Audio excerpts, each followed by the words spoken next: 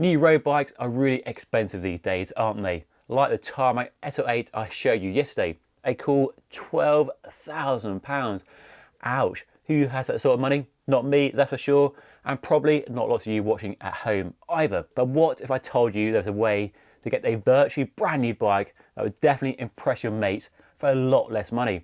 I'm talking nearly 50% off in some cases. Yes, that's right. I'm talking, of course, about used second-hand bikes, and I found a bunch of great examples of road bike models I would happily recommend and actual listings to demonstrate my point. And all the bikes in this video are just a couple of years old, so very current and very modern, and will offer all the performance and sensation and ride quality of any of the latest bikes in the showrooms these days. And if you turn to a club ride on one of these, I reckon your mates will think you just dropped 10k on a brand new shiny bike. Right, let's kick things off with an old favourite, a Giant TCR Advanced Pro. So a Giant TCR Advanced Pro is a bike I really like. I own one, you've probably seen it on the channel a fair few times over the last couple of years, and it's a solid choice in the second-hand market, and I found two great examples. We start with a Pro 2 model with Ultegra and a size ML, 56 centimetre, which is my size, and it's just £1,750, which is a really good price point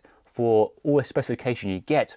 For some reason, the disc brake rotors are missing on this bike. I'm not sure why, but it looks really clean, it looks really smart, and looks brand new from the photos. The paint job looks in really good condition. Plenty of spaces on the stereo tube to trim the stem height to your requirements. That's a nice color as well, really pops in these photos.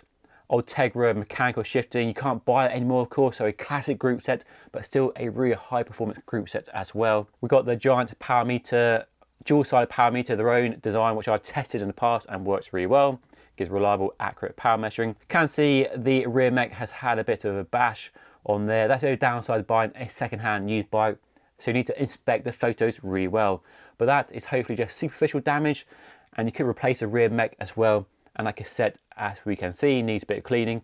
So a bit of money spent on just bringing it up to a showroom specification. But for the money you're saving, you can spend a bit of money on giving it a good service, make some new parts, but you are still saving yourself a bunch of money on buying that bike brand new. And now another example is a Pro 1 disc with Ultegra Di2 electronic shifting in a size medium for £1,500.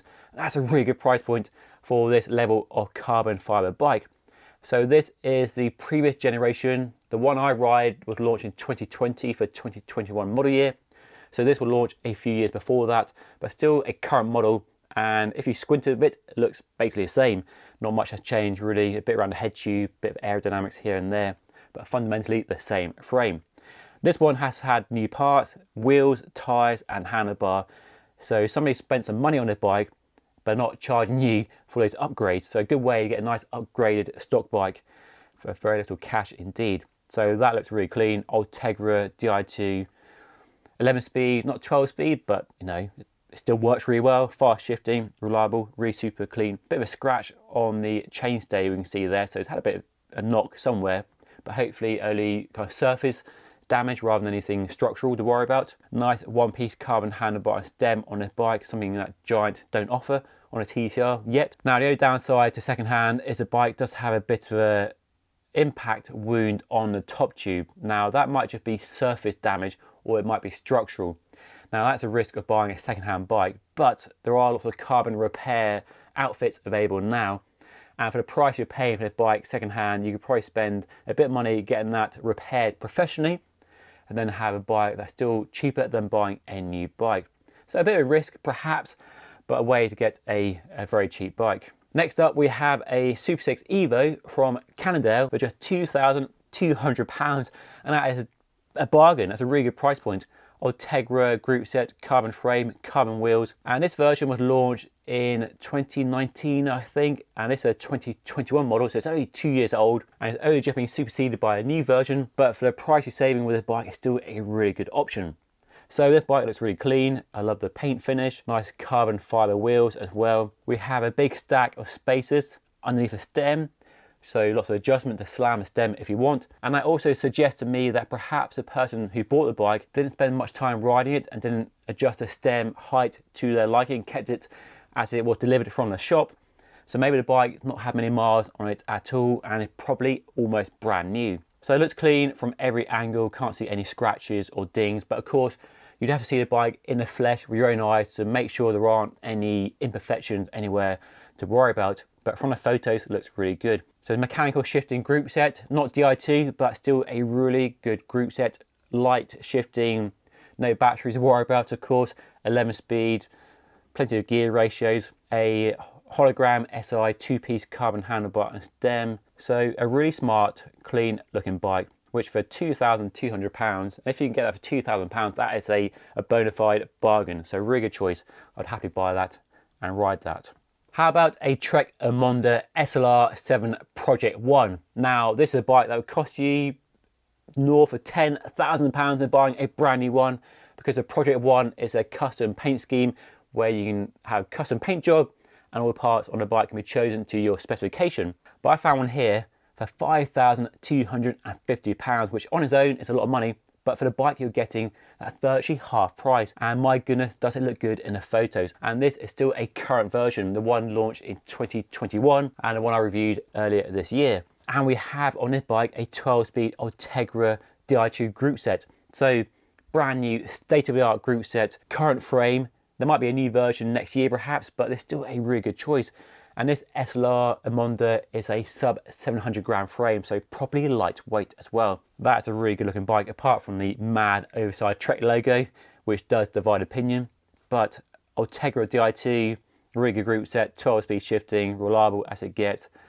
A really, really clean looking bike. I can't overstate how good a price that is. Just for comparison, this is the same bike, not Project 1, for £8,300. So that is a big, big saving. Almost half price, not quite, but not far off at all. From one bargain to another, here's a Scott Addict RC 30, which is retailing for just £1,800. That's a really, really good price.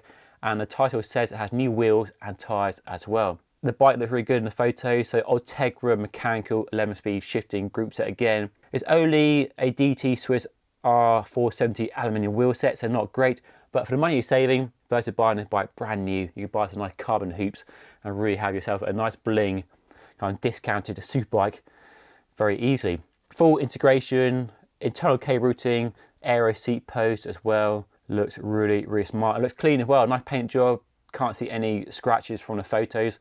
Not sure about the sofa behind, to be honest, but we'll focus on the bike. Internal routing, out front mount. Looks brand new, doesn't it? I can't see any issue with that not being a brand new bike. So that's a really good choice. The Addict is a nice riding bike. It's a bike that goes under the radar compared to the Giants and the Specialized and the Treks. But you can see my review of the Addict from a few years ago, but the last year before. Put links out up above and down below in case you missed it. So size 54, medium.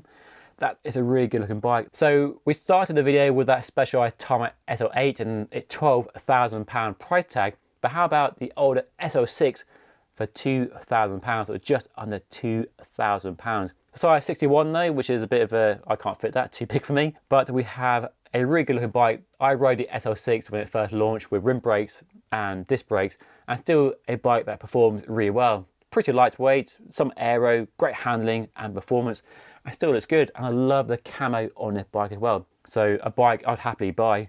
Ultegra mechanical shifting again, lots of mechanical Ultegra in this video. No intent behind that, just seems to be the popular group set at this price point. Maybe it's a sign that people are buying newer bikes with electronic shifting and moving on their old bikes with mechanical shifting. If you want something a bit newer, you can get an SL7, which is the predecessor to the SL8 and still sold by Specialized as a cheaper version in their range. So it goes SL7, then SL8. That's the Specialized way. When they launch a new model, the current model gets moved down in the range to take up that lower price point. So I found an SL7 with Ultegra Di2 and Dual Race and a power meter and some Daramo carbon bars for £3,600. So I think that's a really good price for the bike and equipment on this bike. So it has a Shimano Dual Race crankset with a power meter, and the rest of the parts are Ultegra Di2, so a really good combination. And it looks like they put a Daramo carbon fibre seat post on the bike to save a bit of weight. So Daramo is a Spanish brand, makes some exotic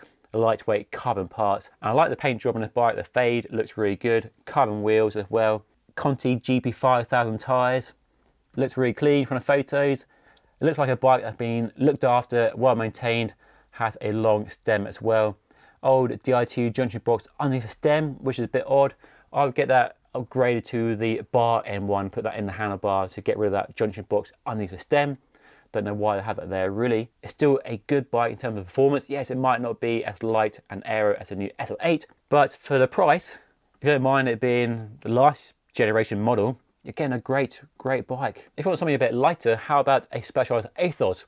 It's a company lightweight road bike, no integration, no aero, and been around for a few years now, so prices are starting to come down a bit. And here's one with rival access for £3,000. And for context, this bike, brand new right now, is £6,000. So half price for a bike that hopefully hasn't had much use and been well looked after. And yes, my point for the top tube clamp on the works down there. Shouldn't be doing that on a carbon fibre bike, especially one as light as the Aethos. Hopefully there's very little pressure through that clamp. But yeah, it's a bit mad to see that. Anyway, the bike. So super lightweight frame. We have Roval wheels, rival access group set, not the lightest in the world, but it works really well. Good climbing range with this one. Two-piece handlebar and stem, which I really like. Looks like an aluminium handlebar and stem. Just looks a really smart looking bike. A bit of scuff on the cranks we can see there, but it looks very clean. Can't see any real blemishes, and for a bike that's half the price of a new version, you save yourself £3,000, people. And that's not the only example. Here's another Aethos, the Pro with Ultegra Di2, size 56, and it's really smart as well. So that's my size, ready to ride. Looks clean as you like. Ultegra Di2, 11 speed, not 12 speed, that's cool. Roval, carbon wheels, and the price is £4,100, so a good price point. And again, to put that in perspective, this bike new right now is £8,200, so it's precisely half the price. Although a new bike does have Ultegra 12 speed, but you're saving £4,000. You buy an Ultegra 12 speed group set and still have £3,000 left over, £2,500 left over. So buy the second-hand bike and use the money saved to go on a nice holiday to Girona or Mallorca in the spring and get some quality miles in on that bike. So really good pick. So some amazing bikes, some amazing bargains to be had. If I were buying a bike now and I had a bit of money put aside, I'd be very tempted to go down a second-hand route and get a pre-owned bike that's not had much use. There's plenty of choice out there, so you can be quite fussy and find a bike that really ticks all your boxes and doesn't have any damage, doesn't have any scratches, and has been used very lightly. So plenty of choice. If I buy one, I'll be very tempted with the Specialized Aethos because I simply love that bike. And yes, it might be replaced in the future, but it's still one of the lightest bikes you can buy right now. No integration, no aero, so very easy to look after and upgrade, and will look splendid alongside my Crux in my garage as well. So plenty of food for thought there. Anyway, let me know what you think of the idea of buying a second-hand bike and the massive savings it offers over a new bike, or if the risk of buying second-hand is too much for you to bear. Let me know your thoughts down below. Anyway, I'll leave it there. Hopefully the video has been useful and interesting to you if you are in the market for a new or not new bike very soon. And if you enjoyed this video, make sure you hit that subscribe button right there to support the channel. But otherwise, I'll see you all again very soon. Thank you so much for watching.